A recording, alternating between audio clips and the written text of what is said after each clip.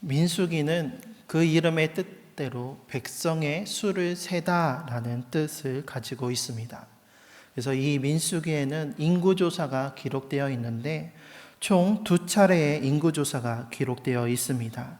그래서 이 인구조사를 기준으로 민수기의 내용을 구분한다고 한다면 1장부터 25장까지는 이제 시내산에서 가나안 땅을 향해 출발하기 위한 첫 번째 인구조사와 그 이야기가 기록되어 있습니다.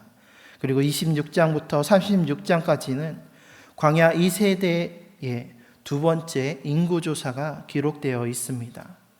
그 가운데 첫 번째 인구조사는 다시 크게 두 문단으로 나누어 볼 수가 있습니다.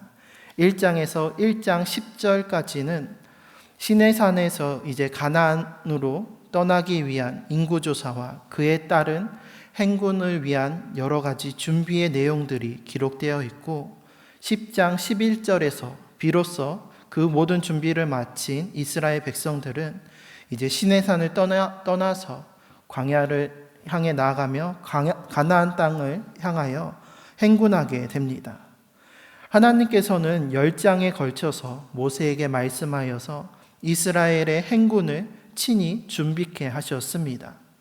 그 가운데 오늘 읽은 민수기 2장은 이스라엘의 진영과 행군의 순서에 대한 말씀입니다.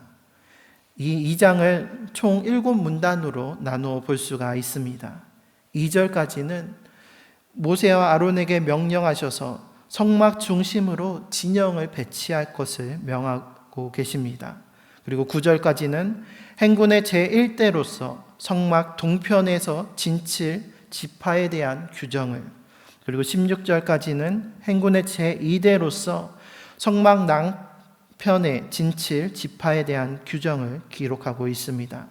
그리고 17절은 행군에 있어서 성막이 중앙에 배치해야 될 것을 규정하고 있으며 18절에서 24절까지는 행군의 제3대로서 성막의 서편에 진칠 지파에 대한 규정을, 31절까지는 행군 제4대로서 성막 북편에 진칠 지파에 대한 규정을 기록하고 있습니다.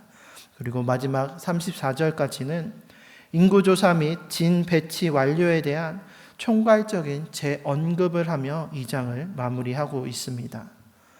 이러한 이스라엘 지파의 진영을 도식화하면은 다음과 같습니다. 보시는 그림과 같이 하나님께서는 지파별로 싸울 만한 자들을 계수하게 하신 후에 모세와 아론에게 또다시 말씀하여서 이스라엘의 진영과 행군 순서를 이와 같이 정해 주셨습니다. 행군 1대로서 성전 동편에는 유다, 이사가, 스불론 지파가 배치되었습니다. 이 유다 진영은 총 180만 6,400명으로서 숫자가 가장 많고 가장 강한 유다 진영이 행군의 선발대로서 동쪽에 위치하였습니다. 그리고 뒤이어서 두 번째 행군할 행군의 2대로서 성막 남쪽에는 르우벤, 시므온, 갓 지파로 르우벤 진영이 배치되었습니다. 그리고 행군 3대로서는 성막의 서편에 에브라임, 므낫세, 베냐민 지파가 진을 쳤고 행군 4대로서 북쪽에는 단 지파, 아셀 지파, 그리고 납달리 지파가 배치되어 있었습니다. 각 지파별로 배치를 살펴보면 동편의 유다 진영은 유다, 이사갈, 스불론으로서 이들은 모두 야곱의 아들들 가운데 레아의 아들들입니다. 또 뒤따르는 남쪽의 르우벤 진영에서 르우벤과 시므온 또한 레아의 아들이며 남은 한 자리는 레아의 여종 실바의 아들 가운데 장남이었던 갓 지파가 포함되어 있습니다. 그래서 동쪽의 유다 지파가 먼저 행진하고 그 뒤를 이어서 남쪽에 레아의 후손들이 먼저 움직이고 뒤이어서 서쪽과 북쪽의 진영이 행진하게 되었습니다. 그래서 서쪽의 에브라임 진영에는 에브라임과 므낫세, 베냐민, 모두 라헬의 아들들로 구성되어 있습니다.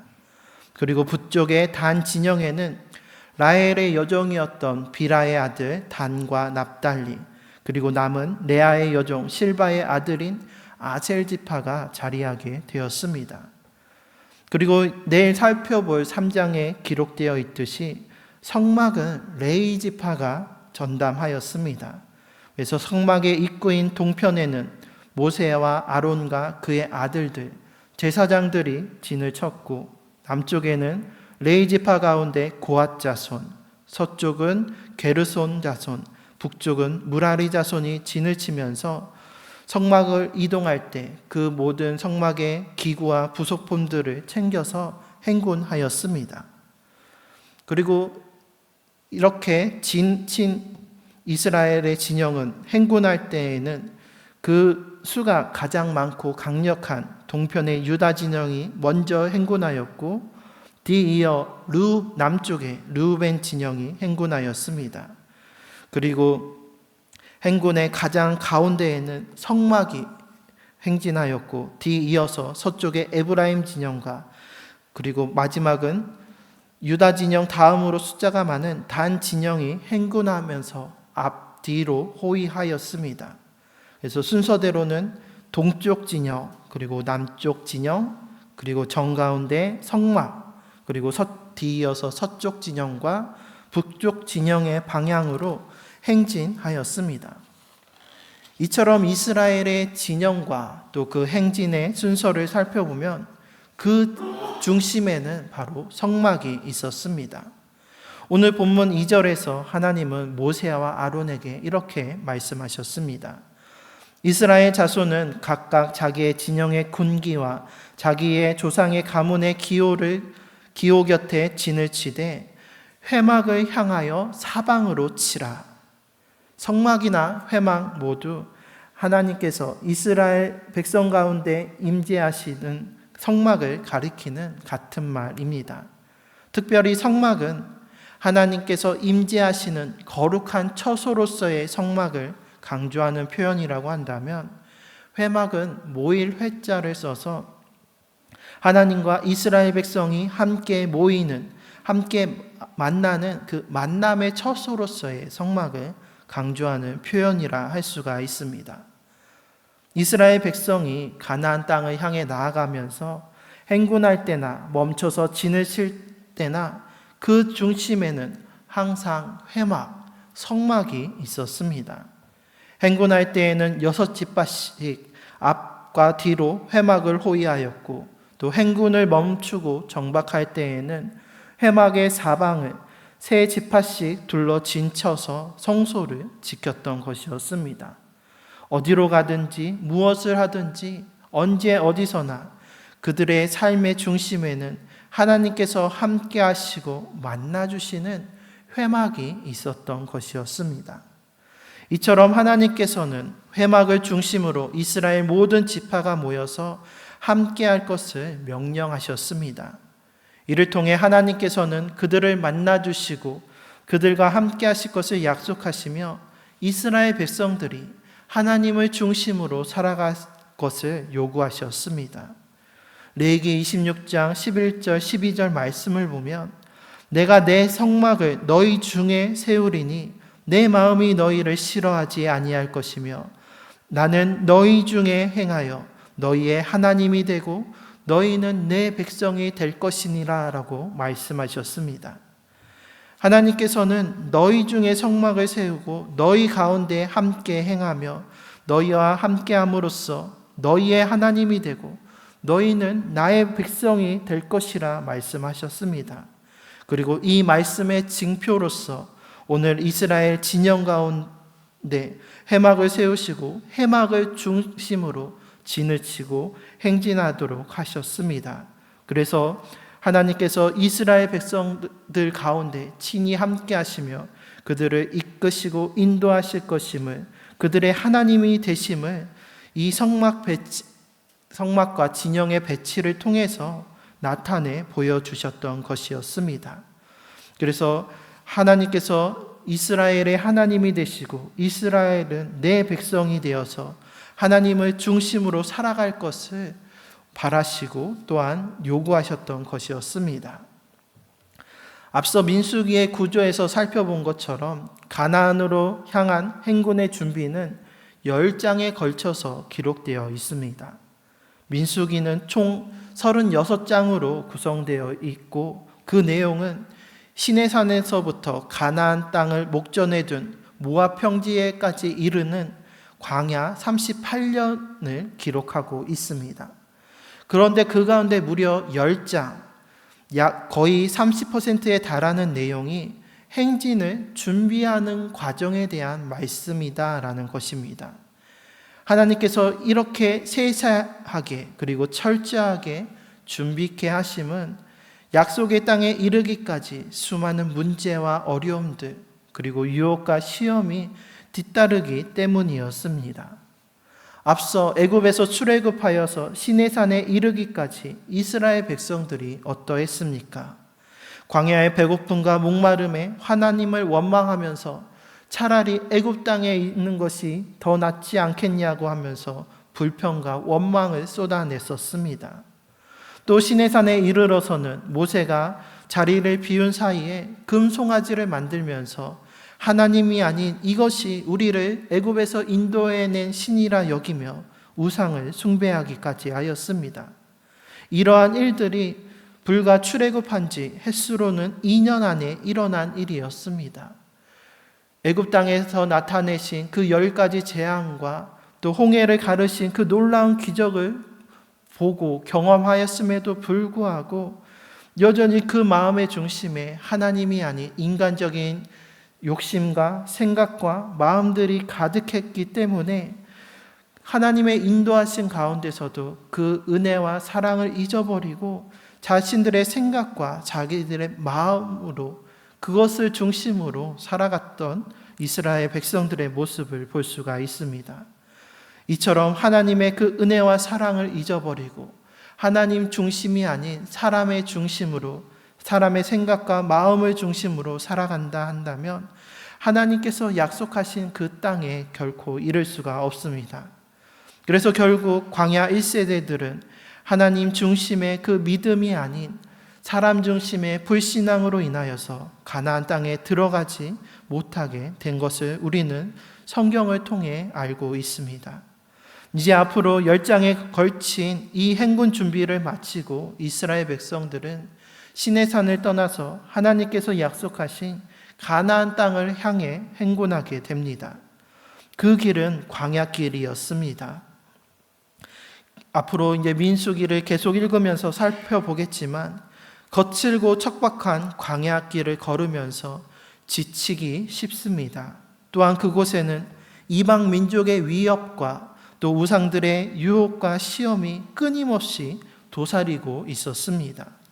이것은 우리의 삶도 마찬가지입니다.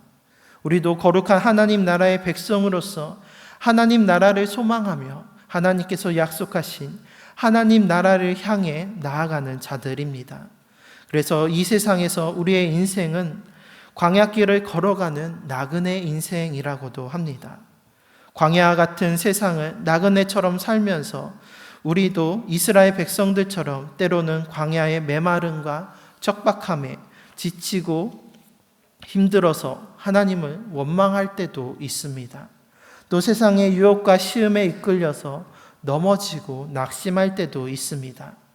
이러한 광야길을 우리가 끝까지 이겨내고 온전히 걸어나가기 위해서는 또 그 모든 삶의 문제와 유혹들을 이겨내고 다시 일어서기 위해서는 우리와 함께 하시며 우리를 도우시는 주님의 함께 하심이 주님께서 우리의 삶의 중심이 되어주심이 필요합니다. 우리와 함께 하시며 우리에게 힘주시고 능력을 주시는 주님의 그 도우심과 인도하심을 따를 때에 우리는 그 광야길을 온전히 감당하고 지나갈 수 있기 때문입니다.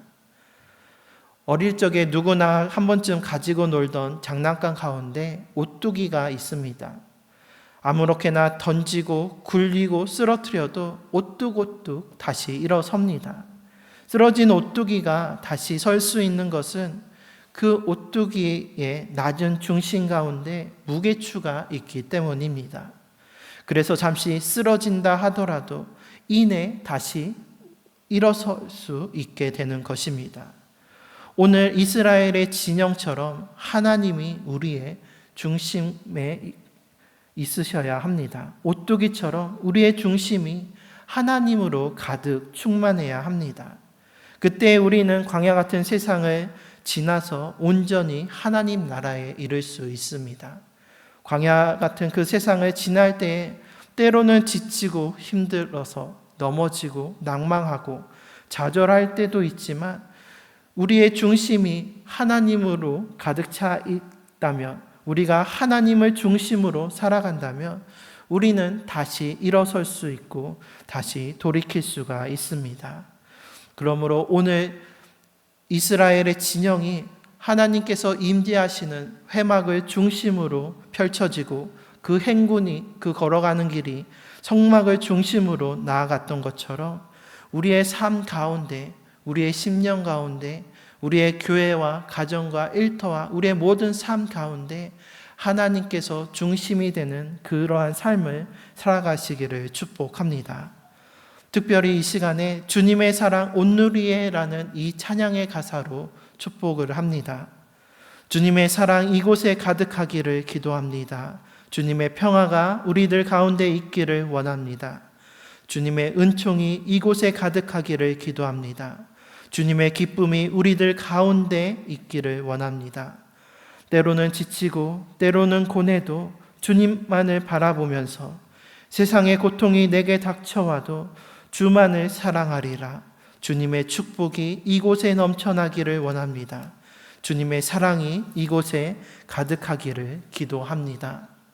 이 찬양의 축복처럼 주님의 사랑과 평화와 은총과 기쁨이 이곳에 우리들 가운데, 우리의 삶 가운데 충만하기를 빕니다. 그래서 오늘도 새 하루를 시작하며 광야 같은 세상을 향해 나아갈 때 때로는 지치고 고뇌도 세상의 고통이 닥쳐와도 우리들 중에, 우리들 가운데 함께 하시는 주님의 그 축복과 사랑으로 말미암아 모든 그 어려움과 환난과 고난을 이겨내고 끝까지 주님만을 바라보며 사랑하는 하나님 중심에 살아가는 우리 모두가 되시기를 바랍니다. 그래서 약속의 땅 하나님 나라에 다 같이 이르는 우리 제암교회와 모든 성도님들 되시기를 주님의 이름으로 축원합니다.